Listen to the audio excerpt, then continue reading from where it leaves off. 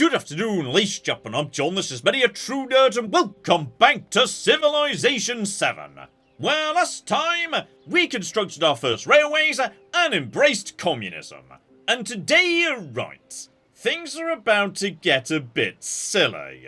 Because you see, we just unlocked factories, and once you've got factories up and running, you could start plugging factory resources into all of your cities and, okay, if you could get that set up right, things can get absolutely ludicrous. And here we go. Now we've officially begun researching communism, there's no backing out. I'm now locked into that forever. There is, however, one sting in the tail when it comes to ideology, which is, it's not just about these incredibly powerful bonuses that you can unlock. Ideology, you see, is going to redraw the entire map in terms of alliances, enemies, everything. Because right now I've got some long-standing relationships with my neighbours. Me and Jose, we like each other. Me and Catherine, not so much. And that's a combination of various factors, like, you know, trading, agendas, proximity, etc, etc.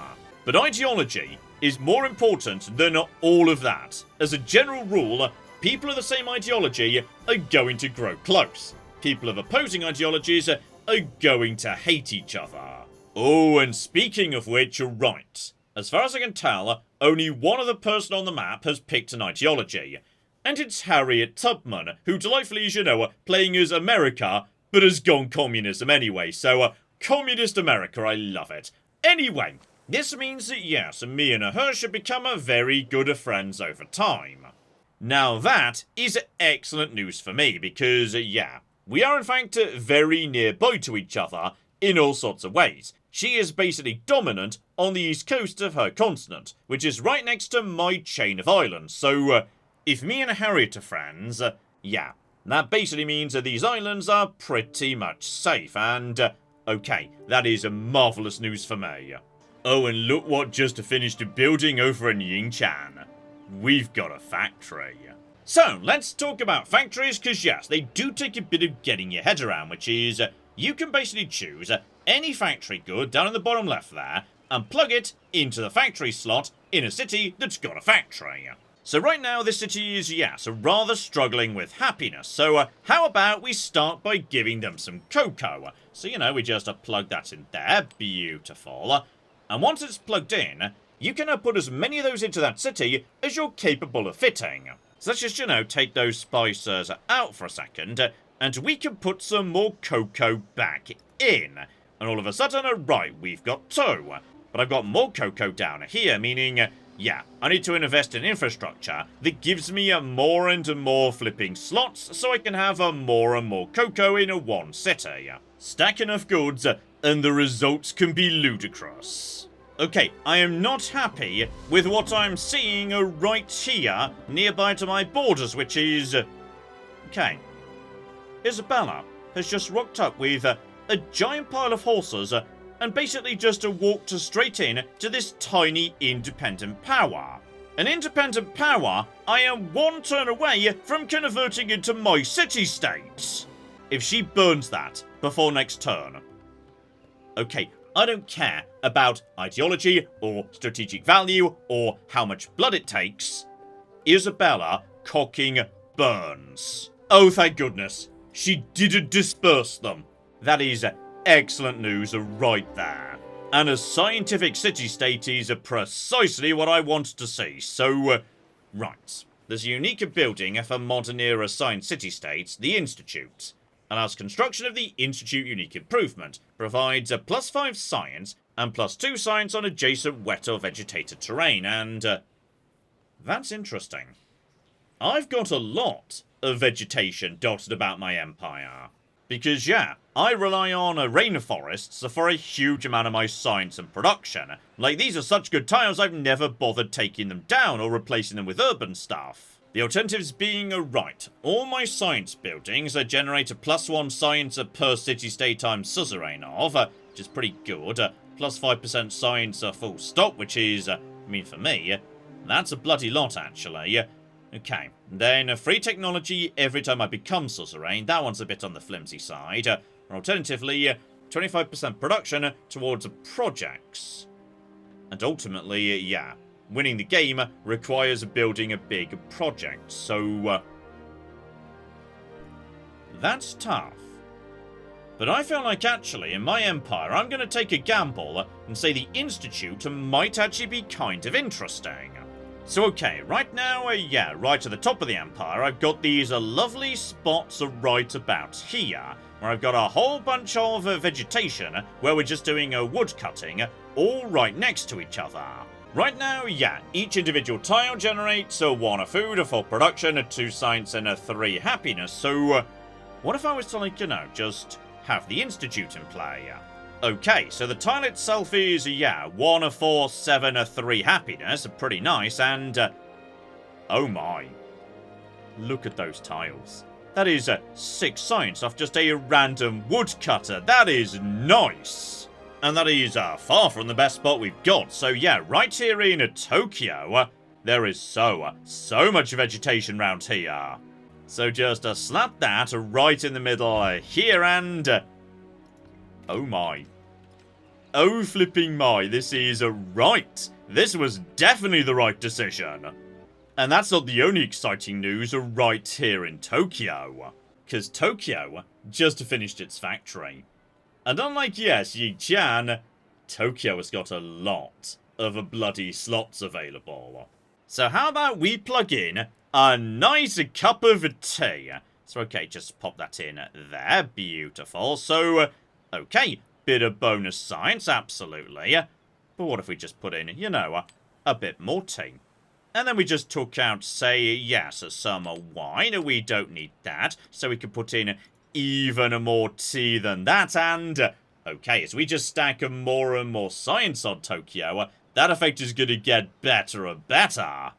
Though I'm going to be honest, I think, yes, there might be a better way of arranging this. Ying-chan's got enough slots to basically, yes, have the tea in it already. What we have a ridiculous amount of, though, is coffee.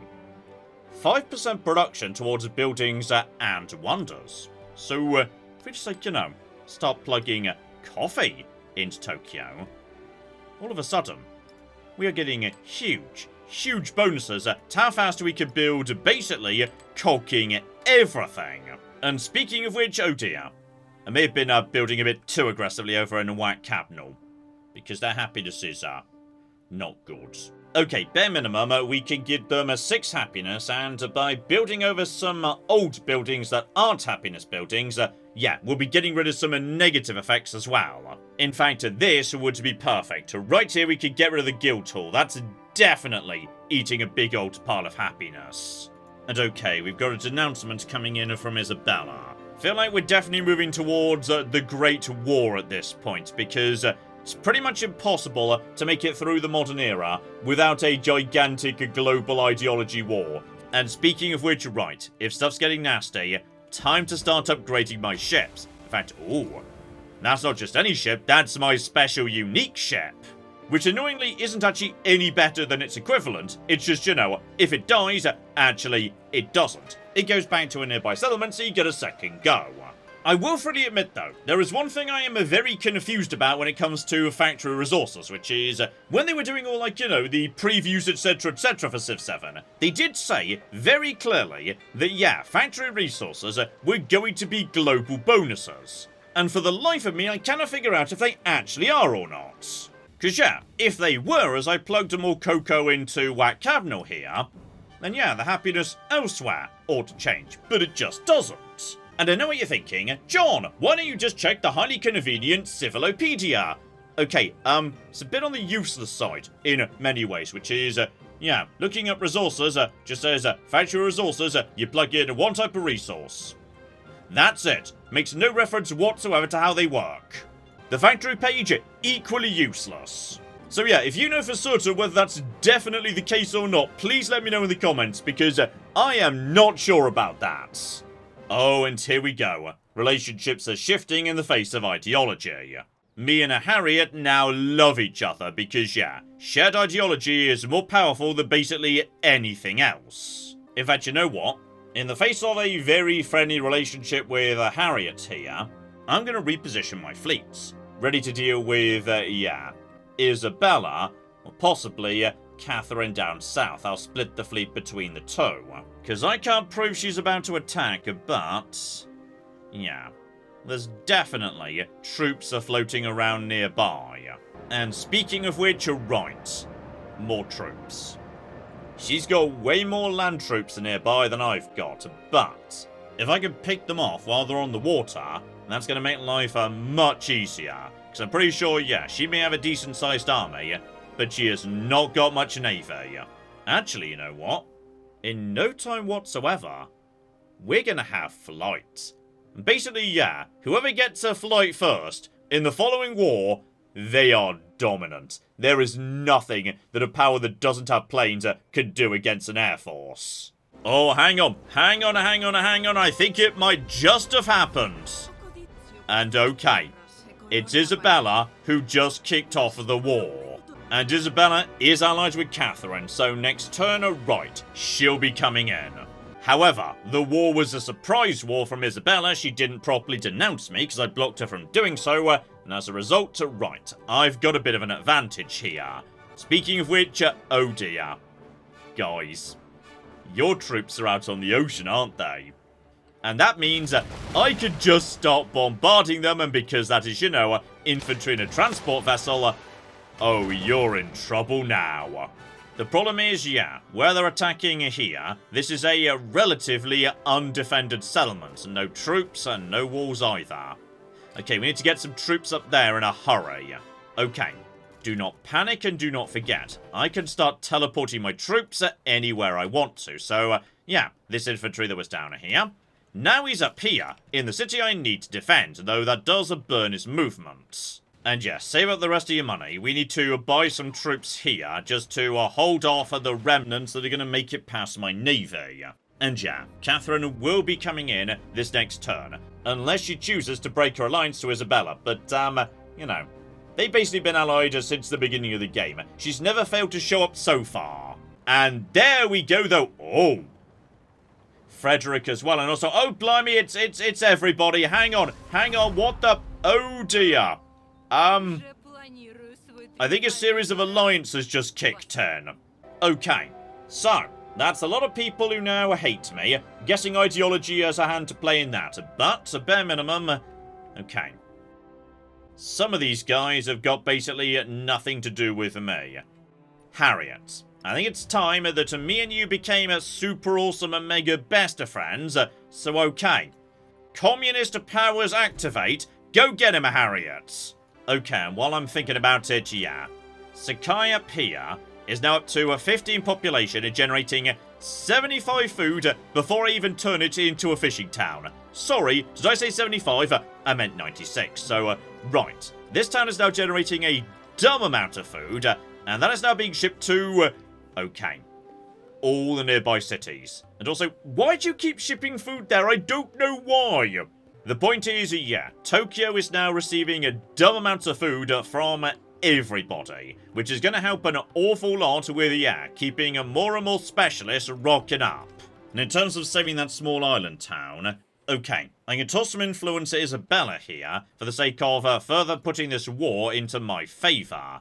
And okay, we've got to be able to afford... okay, we can't afford anything right now. That's a concern, actually. But yeah, bare minimum. I can, like, just show ground troops if that's what I want to do. It's just not very efficient. I think today, though, yeah, we've got no choice. We just need to slow down these troops a bit before they take over this small settlement. So, okay, my boats are just shelling them. I've got more boats coming in a hurry. But, I'm a tiny bit concerned about these guys, actually. Still, despite the war declaration, no move from Catherine yet, and I'm in no rush to push against her, though she might come northwards. This flank is relatively unguarded, but... okay, Jose, presumably you're in on this, right? Yeah, you're in on this. Brilliant. So hopefully Alabama will be coming to my assistance. The question is, yes, who's... oh, bloody hell, Napoleon's coming in too. Okay, so the World War has kicked off. It is me, America, and Prussia taking on basically everyone else. I'm not too concerned about Napoleon. I suspect, yes, he's very busy on his side of the world, and he'll be fighting Harriet Tubman in a second. And I feel like, yeah, Harriet's got his number. She's got like double the size of him, so her troops should be vastly superior. And gosh darn it, I still can't afford like any bloody troops to reinforce up here, so okay. This is concerning. All I can do is, yes, bombard all of these guys, and kinda hope that's good enough to slow down their advance. And I do have, yeah, field cannons coming in too, so I've got troops coming in to reinforce. I just need them to, you know, get into position. To date, however, no move whatsoever from Catherine, who I'm gonna, yeah, toss a bit of influence at, just for safety. Lovely. So, okay, keep an eye on all of this, and bloody hell, the defences are getting low, but I think we're gonna hold. Just, bloody hell, only just, but yeah, next turn, hopefully this time. Oh my. Okay, let's go communism. +6 food from specialists, magnificent, and +3 science as well. Plug all that in and... yes, at this point, basically, my city start growing exponentially. Oh, perfect timing. We've got a new population we can assign right now. So, okay. Basically, yes. If I assign this person, say, here, I gain 6 food, 9 science, 2 culture, and 1 happiness. So, you may notice that, yes, all I'm losing is 1.2 food and 0.9 happiness, meaning... if I pick the right tile, my cities are growing faster and getting happier for every single cooking specialist. Meaning, okay, well this is just downright silly and I quite like it actually. Oh, here's fun by the way. It's one of those missions which I'm pretty sure I've already completed, so, okay, I will accept the quest to have 125 pops over all my settlements. I'm pretty sure I just immediately auto-completed that, so now I get to pick the rewards, so, okay. Point towards ideology legacy path. Alternatively, 2,000 gold. I'm going to be honest, 2,000 gold is not bad, but... ooh, it's hard to turn down. Yeah, scientific attribute. You know what? I need 2,000 gold right now. Because I need flipping troops. Get out a land ship right now. So, okay, even if they break the basic defenses, they've got to defeat the land ship before they can have the town. And I don't think you can, Isabella. So just open a fire on your ship. So while, yes, on the other side, this guy just sinks all of your troops. So, oh dear. Suddenly things aren't going so well, are they, Isabella? Like, you know, it was a good attempt. You almost got my town. But I'm not flipping having it, okay? There is nothing a British person will not do to protect their tea. Okay, time to use that money to, yes, start upgrading troops, buying land ships, etc, etc, and, speaking of which, right, I see Catherine's land ships are nearby as well. So, okay, we are seeing, oh yeah, Catherine sending in the cavalry. I see Jose on the move going southwards too, not sure what your destination is, but, yeah, we should just fall back behind the walls, pick them apart with the range as they try and get close. Oh, apparently there's trouble up in Athens, which I kind of missed, actually. So, right, start falling back to the safer walled districts. Start picking people apart there, because, oh yeah, you're going up against higher tier units. This is not going to go well for you.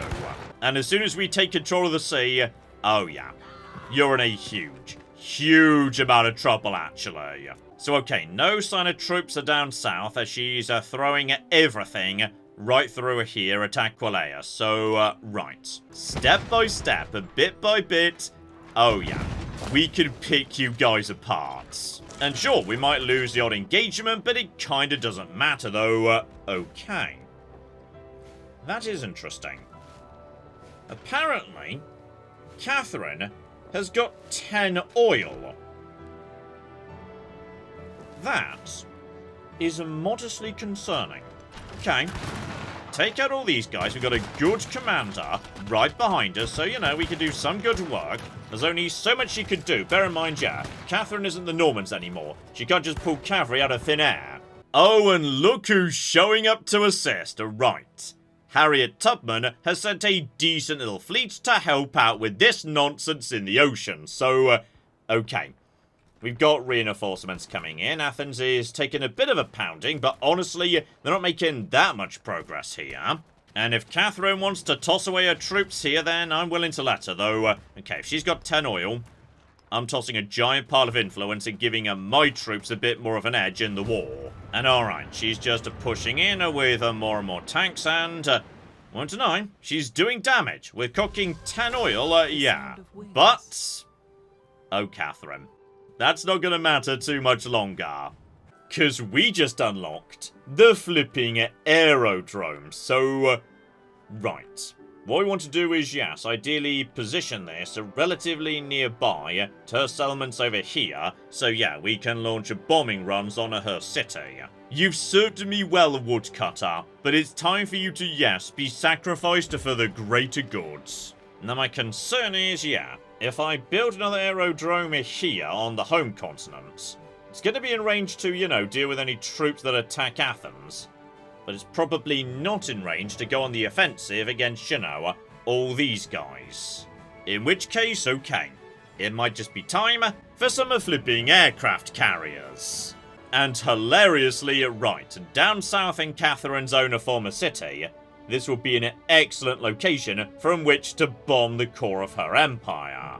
Honestly, for the time being, I'm not seeing any reason to push into Catherine's territory. We should just drop defensively till we've got an overwhelming amount of air power. And honestly, yeah, once she sees that, I'm kind of expecting she'll pretty much surrender. Can't deny though, would like, you know, to see Jose doing something a bit more useful than just swanning around with a giant army, picking off random tiny units here and there. Oh, and you know what I just remembered? We've got Miracles of the Twins. Okay, I said this right from the start, but here we flipping go. Poisonous tanks, poisonous planes, poisonous boats, oh flippin' yes. And just for added annoyance points, right, I'm just going to send my navy down south and start burning the coast around Rome. Speaking of which, okay, we're finally seeing some troops are coming in from Ostia and Rome. However, there's basically only one way to do it, through this narrow pass that is entirely river, so, okay. That is slow progress at single file. We can just pick them apart, no trouble. Oh, and look what's finished up north, so, okay. We've got our first aerodrome, so, right. That means either trench fighters for dealing with, yes, like, you know, units, bombers for dealing with cities, or alternatively, hang on, the Zero, my unique fighter, for dealing with other aircraft. So, don't need to worry about that for now. No one else has got aircraft out. So, just start training up a handful of, yeah, trench fighters just to deal with these annoying bastards. Oh, and hello, sexy. Right. Isabella's decided she's had enough. But she wouldn't be willing to give me Madrid, which is the only thing she's got that's really worth having. So, you know what, Isabella? Actually, no. Because I suspect you're going to be back feeling a lot more generous once I stop bombing you. Speaking of which, right, here comes a mobilization. As a result, everything instantly finishes all across my empire. Though hilariously, we might not even need the cocky planes because, okay, we've got enough firepower to just walk through Aquileia and take it step by step. Oh, but I tell you what, all that spare production that's just flowed over in Tokyo. Oh, go on then, let's get some bombers out. Because the nice thing is, of course, we can just train our bombers anywhere at all the different airfields I've just set up, and then we can just transfer them to the appropriate aerodrome when the time is right. Oh, I tell you what though, here's a bit of a surprise. Catherine has also got out an aerodrome, so no idea how the cock you've done that, given, yeah, I've got 1,200 signs and you've got 400, and I've only just got it, so no, seriously, how on earth did you do that? Okay, no clue how that was done, but, right. And that suggests my advantage might be a little bit shorter-lived than I was expecting, though, okay. Speaking of which, guys, just FYI, I've invented bombers, so, yeah. Your districts are not going to be doing too well against that. It's only a matter of time. It's time to give it up, Catherine.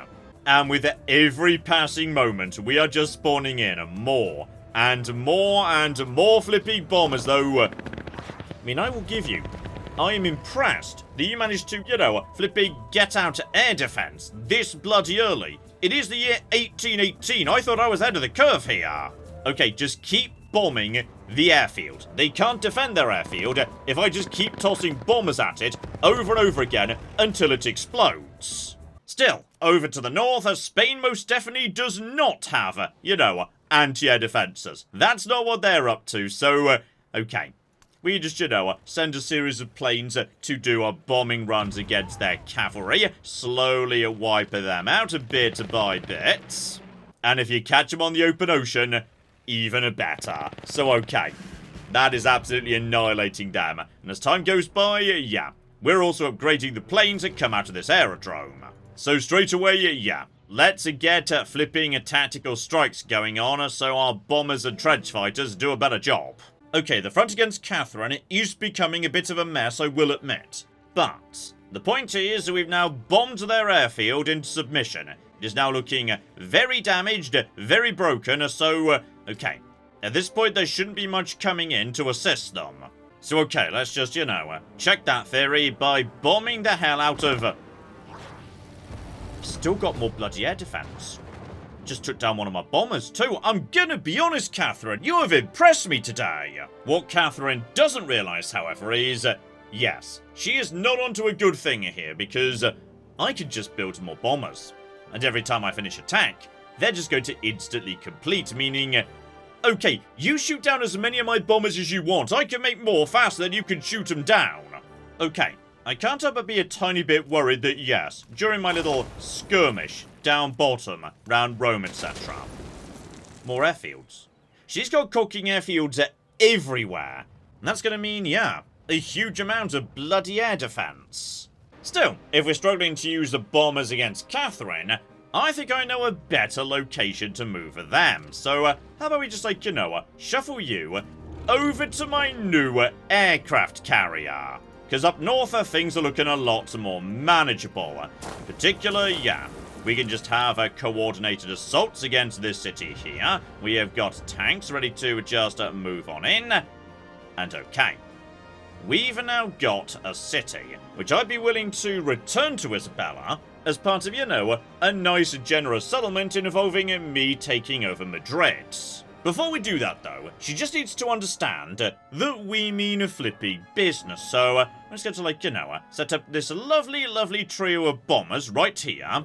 And we can give them a specific carpet bomb command to focus all their firepower on one single district. The center of Madrid. So, we're just going to bomb that. And then we're just going to, continue bombing it some more, etc., etc. And, okay.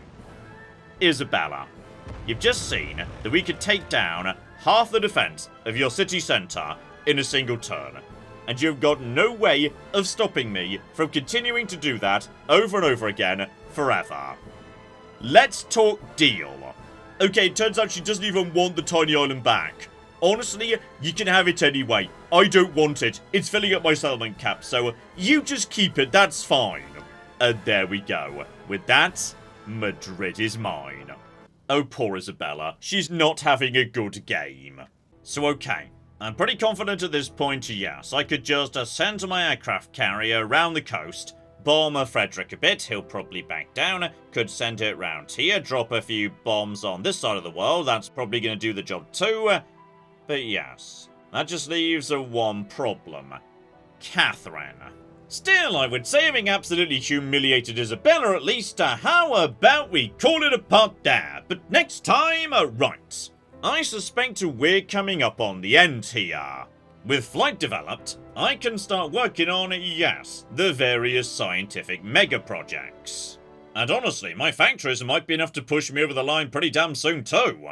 Which means all we've got to do is find one final way to break Catherine once and for all. So hopefully you join me for that. But in the meantime, I've been John, this has been Many a True Nerd. And this has been Civilization 7. Thank you very much, and goodbye. You know, I really hope we've agreed open borders with Japan, by the way, otherwise they have basically just invaded. I may have picked the wrong fight over... Yep. And my cities, of course, have got even more flipping high-tech, though mysteriously still completely dependent on, you know, an aqueduct. Now, I'm not saying your entire army is mostly already dead, but it kind of actually is.